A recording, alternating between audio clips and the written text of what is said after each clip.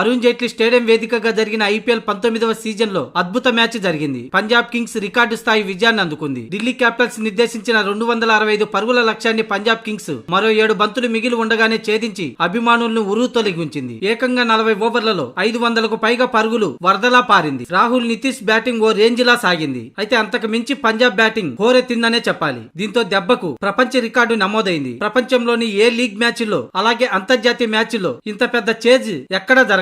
అది ఓ పంజాబ్ కింగ్స్ మాత్రమే 265 పరుగులు చేసి విజయం సాధించింది. టాస్ గెలిచిన ఢిల్లీ జట్టు మొదట బ్యాటింగ్ ఎంచుకుంది. అయితే ఆరంభంలోనే పతుమ్ నిశంక వికెట్ ను కోల్పోయిన నితీష్ రాణాతో కలిసి లోకేష్ రాహుల్ ఓ రేంజ్ లో బ్యాటింగ్ తో విజృంభించాడు. ఈ ఇద్దరు రెండో వికెట్ కు ఏకంగా 220 పరుగులు జోడించడం విశేషం. ఐపీఎల్ లో ఇదే సెకండ్ పార్ట్నర్షిప్ అని చెప్పాలి. కేఎల్ రాహుల్ చివరి వరకు ఉండి 67 బంతుల్లో 16 ఫోర్లు 9 సిక్సర్లతో 152 పరుగులు చేసి ఐపీఎల్ లో భారత్ తరపున హైయెస్ట్ స్కోర్ నమోదు చేసిన ఆటగాడుగా నిలిచాడు. ఇక నితీష్ రాణా 44 బంతుల్లో 11 ఫోర్లు 4 సిక్స్లతో 91 పరుగులు చేశాడు. అయితే కేఎల్ రాహుల్ తన వ్యక్తిగత 11 పరుగుల వద్ద ఇచ్చిన క్యాచ్ ని పంజాబ్ నేలపాలు చేశారు. అది అందిపుచ్చుకున్న కేఎల్ రాహుల్ 152 పరుగుల నాటౌట్ తో నిలిచాడు. అయితే ఓ పక్క ఇంత భారీ స్కోర్ చేస్తున్నా కూడా పంజాబ్ కెప్టెన్ శ్రేయస్ అయ్యర్ మాత్రం బౌలర్లకు ఎటువంటి సూచనలే ఇవ్వలేదు. ఎంత టార్గెట్ అయినా కొట్టండి, మేము దానికి సిద్ధంగా ఉన్నామన్నట్లుగా తన తీరు కనపడింది. అయితే 264 పరుగుల టార్గెట్ తో బరిలోకి దిగిన పంజాబ్ జట్టు అదే రీతిలో బ్యాటింగ్ విజృంభణ మొదలైంది. పవర్ ప్లే లోనే పంజాబ్ ఓపెనర్లు 116 పరుగులు రాబట్టి ఈ సీజన్ లో అత్యధిక పవర్ ప్లే స్కోర్ ను నమోదు చేశారు. కేవలం 18 బంతుల్లోనే హాఫ్ సెంచరీ పూర్తి చేసిన ప్రభ్ సిమ్రాజ్ సింగ్ ముఖేష్ కుమార్ వేసిన ఓ ఓవర్ లో ఏకంగా 6 ఫోర్లు బాదాడు. దాంతో 24 పరుగులు రాబట్టడంతో హైలైట్ గా నిలిచింది. అయితే అక్షర్ పటేల్ పంజాబ్ ఓపెనర్ల మధ్య నెలకొన్న 126 పరుగుల భాగస్వామ్యాన్ని తెరదించాడు. అప్పటికే మ్యాచ్ పంజాబ్ చేతుల్లోకి వచ్చేసింది. తర్వాత ఓవర్ కి 10 పరుగులు మాత్రమే చేయాల్సి ఉంది. ప్రియాన్స్ ఆర్య 43, ప్రభ్ సిమ్రాజ్ సింగ్ 26 బంతుల్లో 9 ఫోర్లు 7 సిక్స్లతో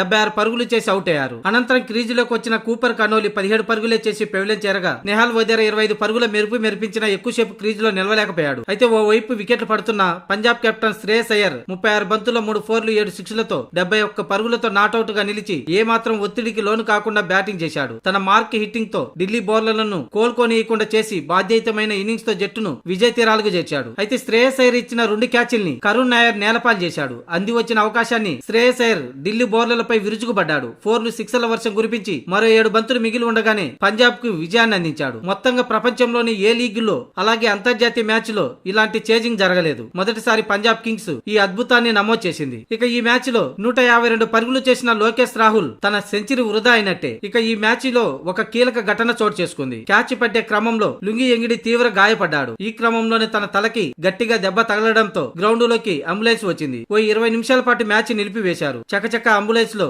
హాస్పిటల్ కి తీసుకెళ్లారు. మ్యాచ్ లో అటు లుంగి ఎంగిడికి గాయం, కేఎల్ రాహుల్ 150 కొట్టినా కూడా ఓడిపోవటం, ఇంత భారీ స్కోర్ ను డిఫెండ్ చేయలేకపోవటం ఢిల్లీ జట్టుకు దెబ్బ మీద దెబ్బ పడింది. అంతేకాదు వరుస ఓటములతో ప్లే ఆఫ్ రేస్ నుంచి కూడా దూరమయ్యే పరిస్థితులు ఏర్పడ్డాయి. ఇక ఎదురే లేని పంజాబ్ కింగ్స్ ఒక్క ఓటమి కూడా లేకుండా పాయింట్ల టేబుల్లో 13 పాయింట్లతో టాప్ లో దూసుకెళ్తుంది. ఈ జట్టు మరో 3 మ్యాచ్లు గెలిస్తే ప్లే ఆఫ్ లో అడుగు పెట్టే తొలి జట్టుగా నిలుస్తుంది.